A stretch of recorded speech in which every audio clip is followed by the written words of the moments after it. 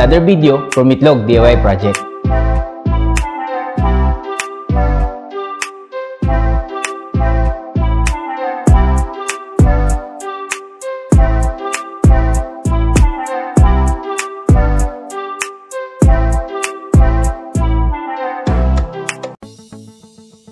Na-unbox na natin yung cordless palm router GLF18B8.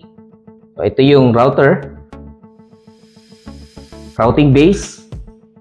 Ito naman yung power, speed,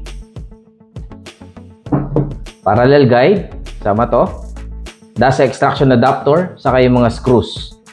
Assemble natin. So, paano ba natin to tinatanggal? So, pag tinatanggal natin to, luluwagan lang natin to, then paikutin natin siya. So, pagka nasagad na, matatanggal na siya. So, ayan. So, ngayon, ito yung cap nut with collet. Yun yung collet, ito yung cap nut. So, paano natin siya tatanggalin? Magamitan lang natin siya nito, isang 13mm saka 17mm. So,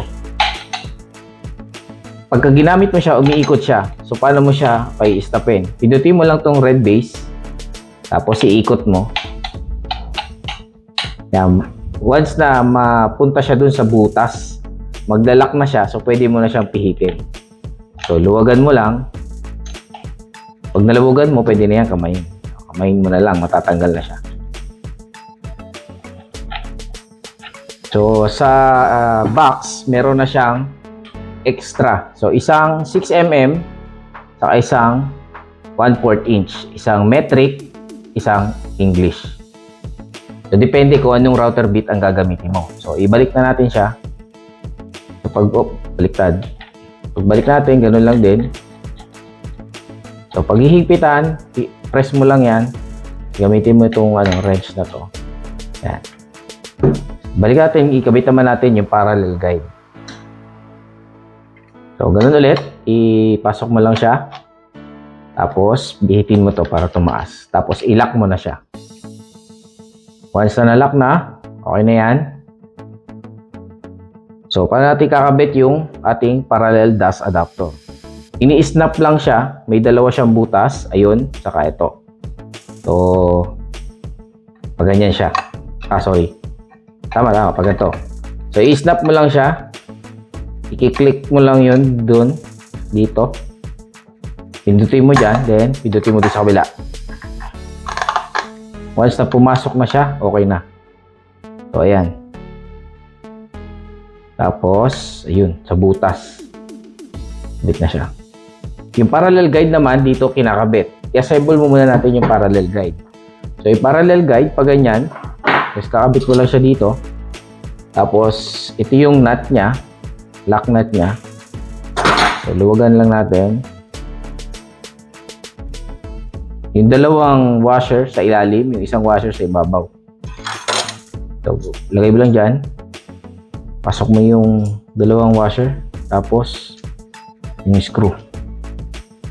So, okay na. Luluwagan mo para ma-adjust mo siya. Higpitan mo na lang kung fix na or ayun na yung required mo na haba o layo. Paano siya ikakabit sa router? Kunin mo lang yung router. Meron siyang base. Ilalagay mo lang siya dyan, tapos screw. Yun. Screw mo lang, sagad mo lang. Op. May ngipin naman yan, so hindi siya ma-disalign. Align siya lagi pagka kinabit mo na. So, ayan na siya. So, may makikita ka dito. May arrow siya. Yun yung arrow. Tapos yung arrow niya may X. Tapos, meron siyang nakapaikot na arrow. So, pag binasa mo siya na nakatayo na ganyan,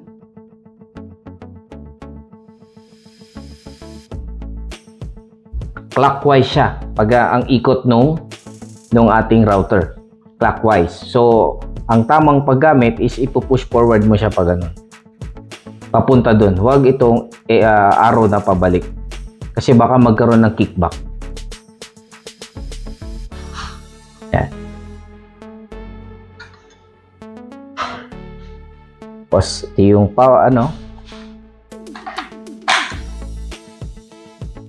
on lang natin.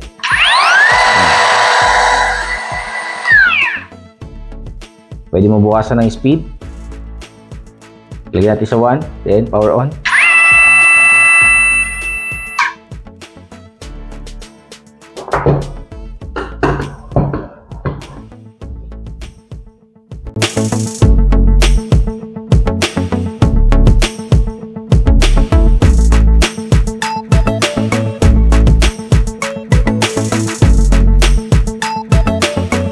Salamat po. Ito po ang Itlog DIY project.